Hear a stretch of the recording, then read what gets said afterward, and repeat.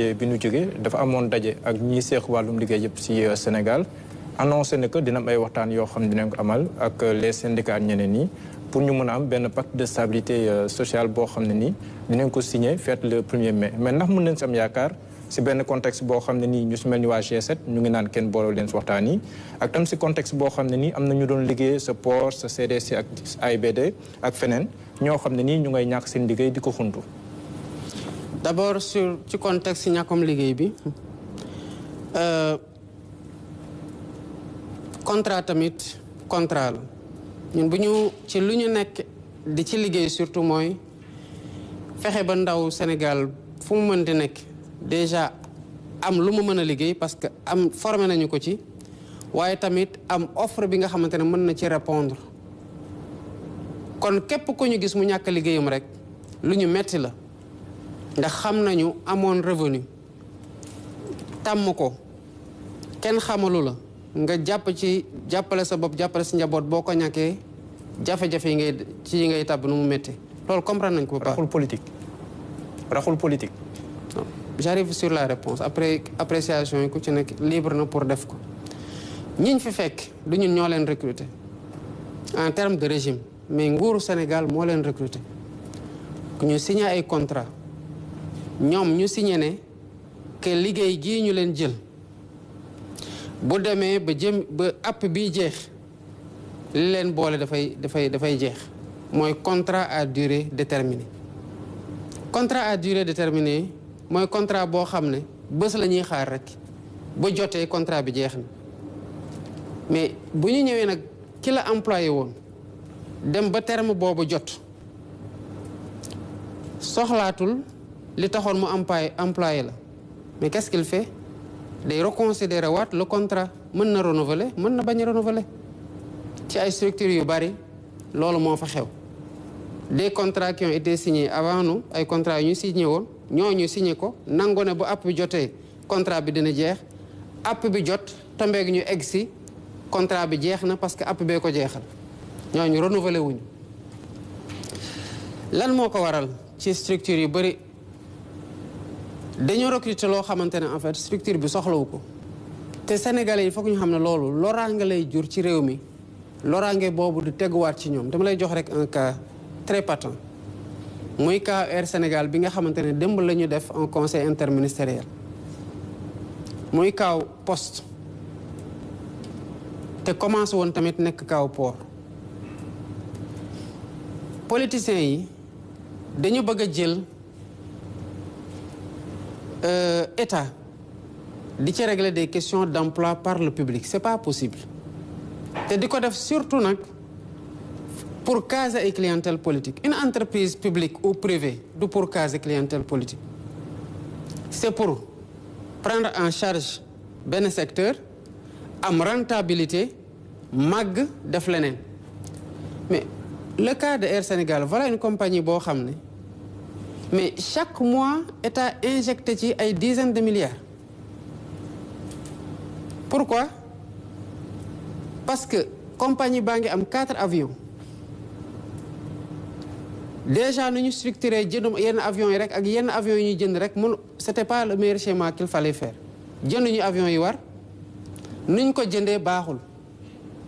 lu jëndoon avions yi ba pare yenn yi naawul pendant que naawul ñu dem di louer yeneen avion pour affréter vol yi nga xamante ne avion yi naawul waroon nañ ko kii te dara jotu leen et à côté nag chaque jour ñu ne ñu déficit am na dañuy waaj a saisir avion yaa ngi am ay retard ñu ngi am ay nangam naka la ñuy def État obligé intervenir pour compenser loolu mais fu ñu amee 4 avions Côte d'Ivoire am 11 avions Askai am 12 avions ñun ñoo leen ëppale ay employés ëppale leen ay hôtesse de l'air fuuf mais pour lan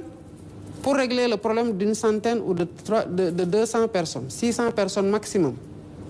parce que ñenn ñi sax ils sont à leur poste mais le surplus bu ñu soxlawul qui travaille pas aux horaires convenus pour li nit war a liggéey en semaine on optimise benn coup mais loolu lu muy jur mooy saa yu ñu waxee ne dañuy waaj a saisir avion Sénégal wala saa yu ñu waxee ne que avion Sénégal panne na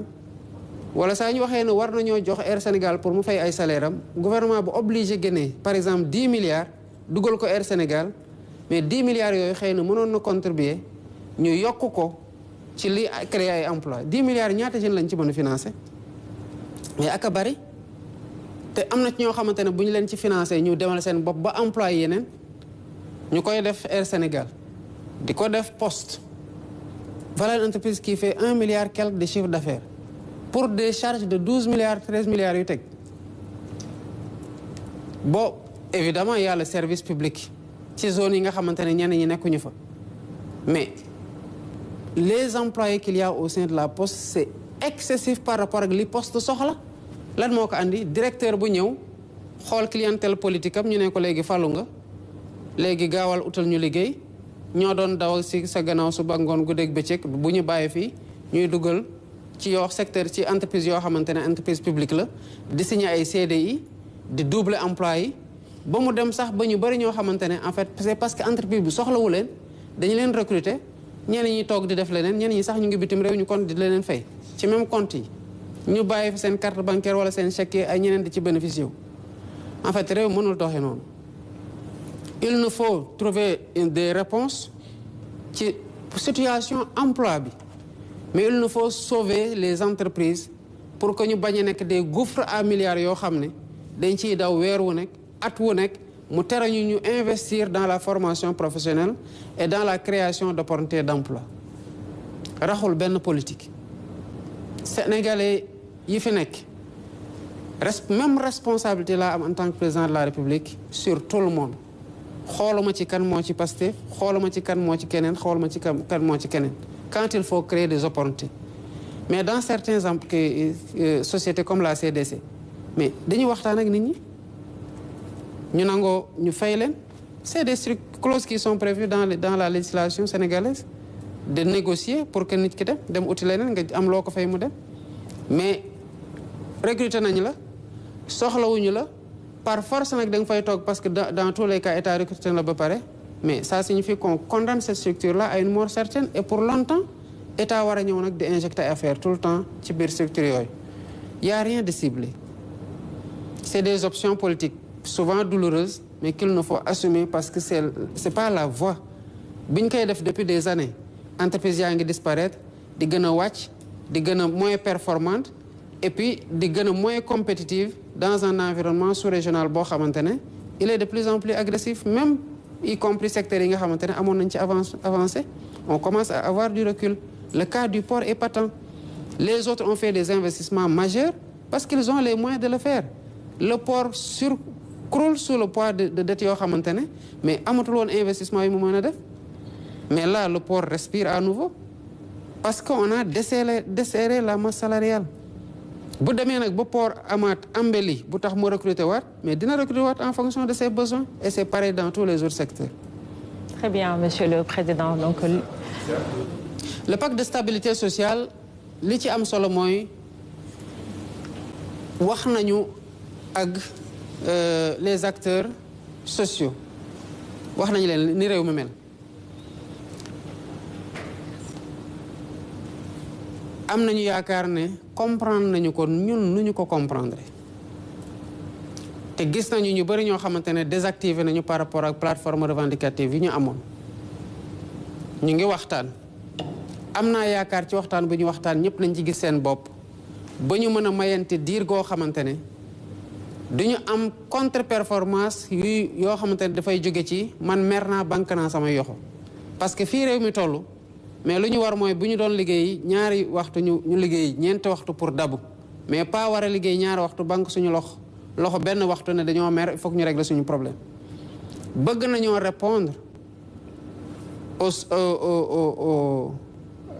aux revendications des syndicats bëgg nañoo répondre aux revendications ou aux sollicitations d'autres acteurs yi nga xam te ñoom la ñu seqal mbir mi mais quand c'est impossible bu mënul nekk en fait même bu ñu tëjee entreprise yi 1 an mënul nekk te day gën a aggraver sax la situation parce que li ñu waroon a doxale dootul doyati par rapport ak li ñuy di générer moo tax may encourager le gouvernement di encourager les acteurs à ce que ñu waxtaan dans la sérénité te jël Sénégal teg ko ci kanam dans la vérité pour fexe am des consensus forts mais qui sont aussi progressistes man syndicaliste laa woon su ma déggee syndicaliste di def yenn revendication xam naa lu ci maandu ak lu ci jaadu ak lu ci jaadu. Très bien. xam naa li ma ci mën en tant que président de la République et avec ak gouvernement bi xam naa lu ñu ci mënul lu ñu ci mën nañ ko def nañ def sax lu ñu mënul mais dafa am foo xam te ne bu fa eggee ñu ne leen lii c'est impossible te mënuñu def ay contorsion budgétaire ba jël ko en charge noonu lañ leen koy waxee buñ ko comprendre le Sénégal ne s'en portera que mieux mais buñ ko comprendre ñun ñëppay am jafe-jafe. am na solo loolu monsieur le président dañuy jàll ci beneen pàcc bi nga xamante ne la ñu jagleel situation politique bi ku ubbi baal bi mooy